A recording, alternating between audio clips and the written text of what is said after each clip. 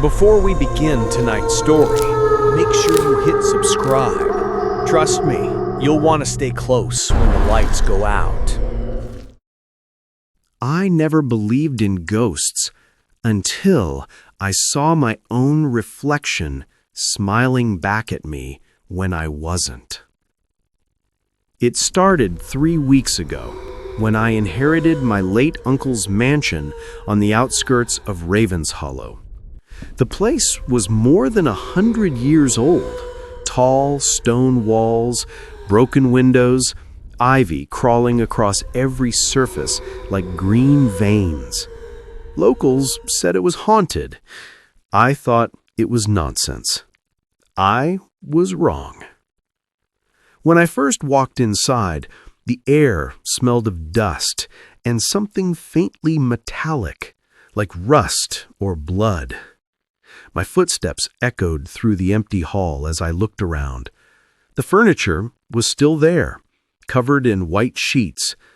The silence was heavy, like the house was listening. I was there to clean the place, maybe even restore it. But from the first night, I knew something was off. There was a mirror in the main hallway, tall, cracked at the corner, with a black wooden frame carved with strange shapes. The glass looked warped, almost alive. I remember catching my reflection for the first time and feeling a strange pull, like the mirror wanted me closer. When I turned away, I could swear I saw movement behind me in the reflection, a flicker, a shadow. But when I looked back, the hallway was empty and still. That night, I slept in the guest room upstairs. The floorboards creaked every time I breathed. Around midnight, I heard footsteps, slow, dragging steps moving down the hallway toward my room. I froze. They stopped right outside my door. I waited. The doorknob turned. I sat up, heart hammering, and whispered, "Who's there?" No answer. Just silence. Then a soft knock. Tap, tap, tap. I grabbed my flashlight and got out of bed, trying to convince myself it was just the wind or maybe rats. But when I opened the door, no one was there. The hallway was empty, cold, and still. Then I noticed something on the wall opposite my room, a small handprint. But it wasn't dust or dirt. It was wet, as if someone had pressed a cold, damp hand against the wood just seconds ago. I went downstairs, trying to calm myself. The old house groaned and moaned as if it was alive. When I passed the hallway mirror again, I saw something that made me drop the flashlight. In the reflection, someone was standing behind me. A woman. She was pale, her eyes hollow black pits. Her hair hung wet and tangled over her face. She stood close, too close, her breath misting the glass. But when I spun around, there was nothing.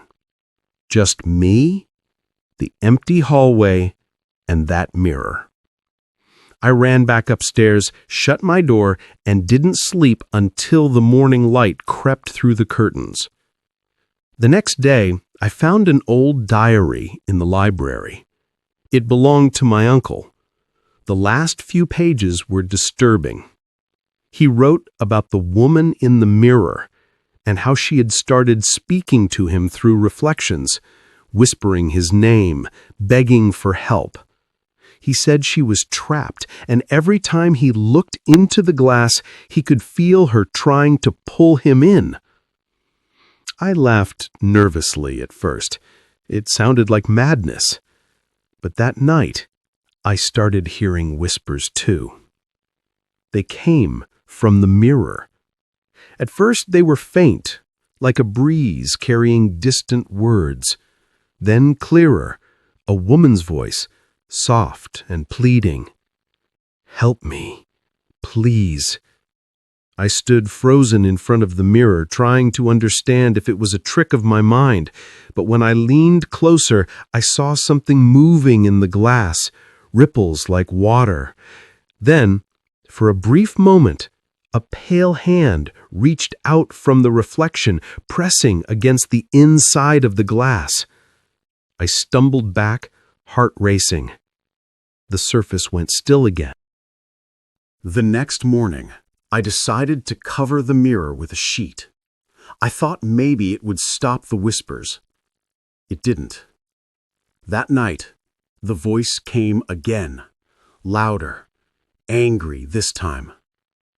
"Don't ignore me!" The sound wasn't just from the hallway anymore. It was inside my head.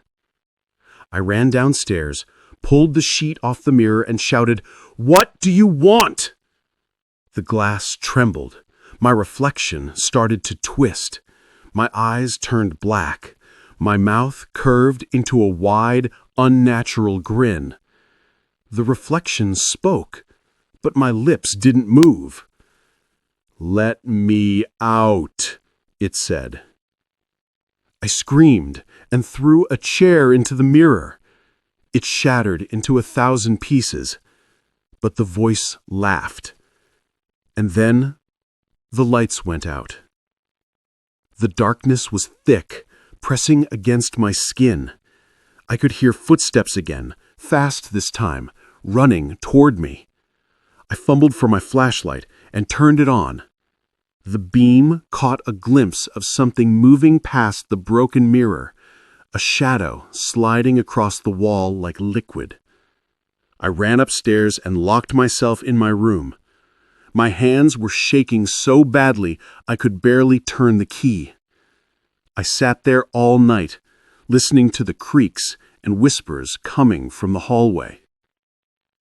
By morning, I wanted to leave, but when I looked outside, my car was gone. Just gone. There were fresh tire marks leading away from the gate.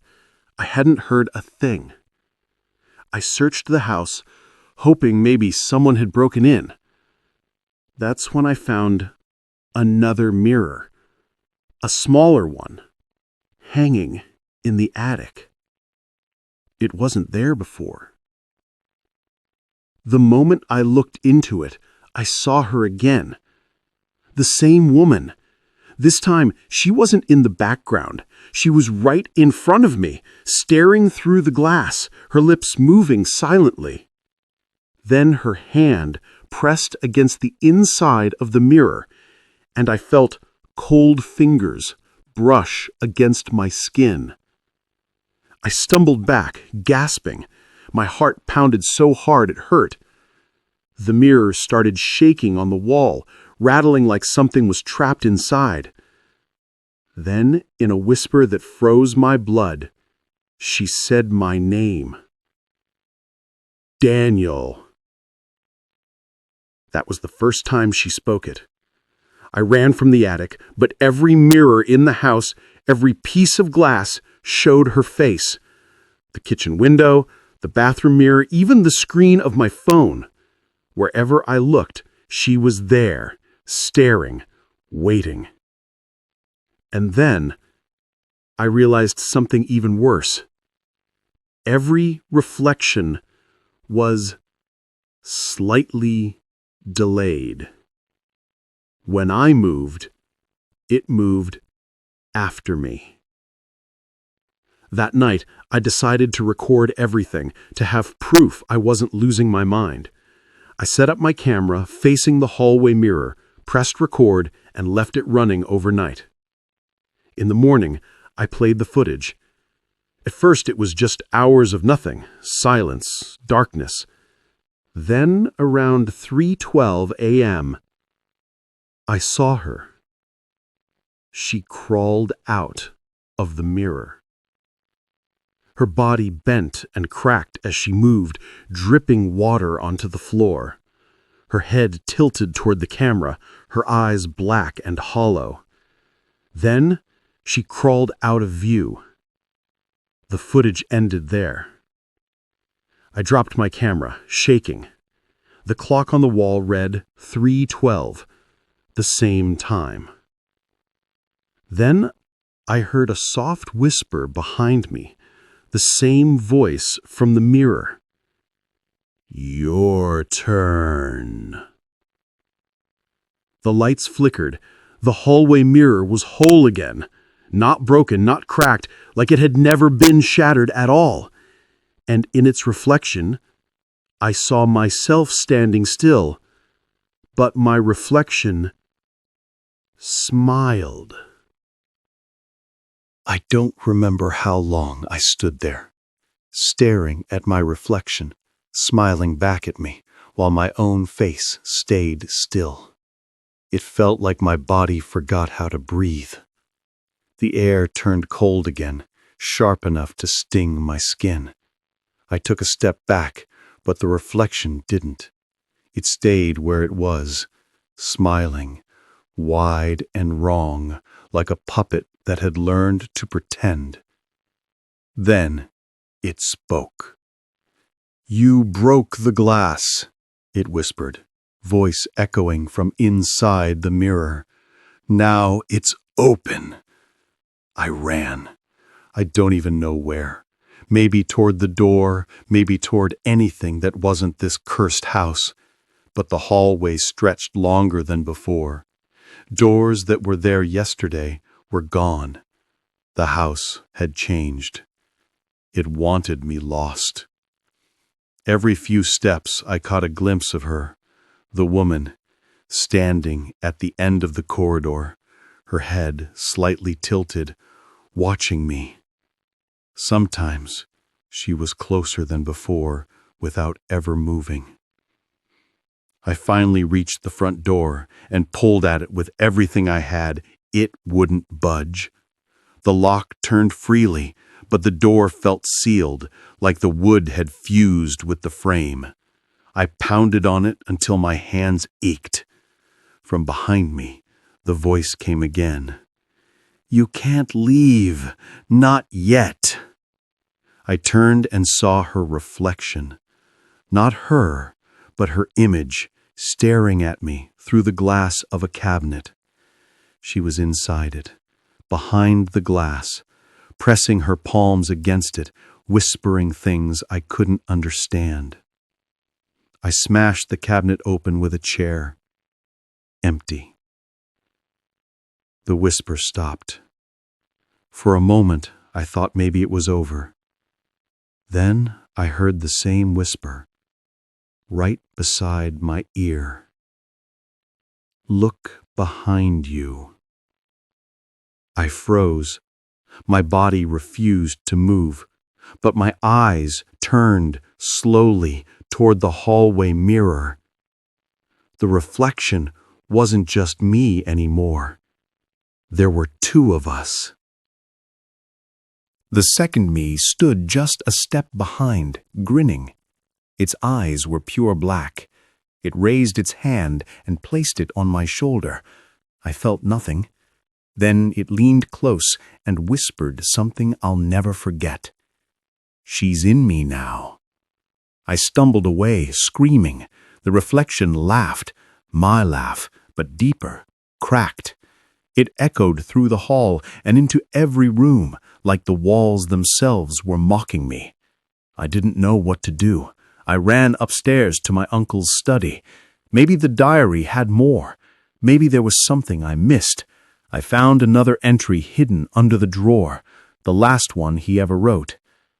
"She comes from the mirror in the east wing. She takes faces, lives inside reflections. The more you see her, the more she becomes you. I tried to destroy it. I failed. She wears my face now." I dropped the paper. My hands wouldn't stop shaking. That's when I noticed something strange. The mirror in the study wasn't reflecting the room properly. It was brighter, showing sunlight even though the real room was dark. And in that bright reflection, I saw my uncle. He looked alive, standing behind a desk, writing in his diary. I took a step closer, whispering, "Uncle Henry?" He looked up. His lips moved, but no sound came. Then slowly, he pointed behind me. I turned and saw her again, closer than ever. Her skin was gray, wet, her hair clinging to her face like seaweed. Her eyes were hollow, but somehow still watching. She whispered, "You saw me. Now you're mine." I ran, slamming the study door shut. I could hear her nails scraping the wood from the other side. The scratching turned to pounding. The pounding turned to a scream. I covered my ears, dropped to the floor, and screamed with her. Then it stopped. Complete silence. When I looked up, the study door was gone. Not broken. Gone. In its place was a mirror. And inside it, I saw myself. Calm, breathing, looking fine. Behind that reflection, the house looked normal again, clean and lit with daylight. It looked peaceful. I reached toward the glass. My fingers touched it, cold, smooth, solid. But the reflection didn't move this time. It just stared at me with pity.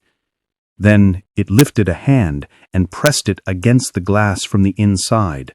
I felt it, a pulse, like a heartbeat, from the other side. I tried to pull back, but something gripped my arm and yanked, hard. The glass rippled like water, and suddenly I was falling, through the mirror, through darkness, through a sound that wasn't quite a scream and not quite silence. When I opened my eyes, I was standing in the same study. But it was bright now, the air warm, the walls clean, the house looked new. I thought maybe it was over. Maybe I'd woken up. Then I heard footsteps. A man walked in. I knew that face. It was me. He didn't see me, of course. He looked around like he had just arrived, brushing dust from his coat, looking curious, exactly like I had days ago. Then I understood. I was on the other side of the mirror now. I screamed, pounded the glass, but he couldn't hear me. The reflection, my reflection, stepped closer to him and whispered something I couldn't make out. Then he smiled back. The cycle had started again. I don't know how much time has passed since then. Days, weeks. Time doesn't work the same here. The mirror is my sky, my window. Sometimes I see people walking by outside the mansion. Sometimes someone breaks in. They always look into the glass. They always see me. And when they do, I feel the pull, that same hunger she once had. The ghost gave me her curse. Now I am the one inside the mirror, waiting, watching, smiling. So if you ever find yourself alone in an old house, and the mirror seems a little too still, a little too quiet, don't look too long, because if you do, you might see me smiling back.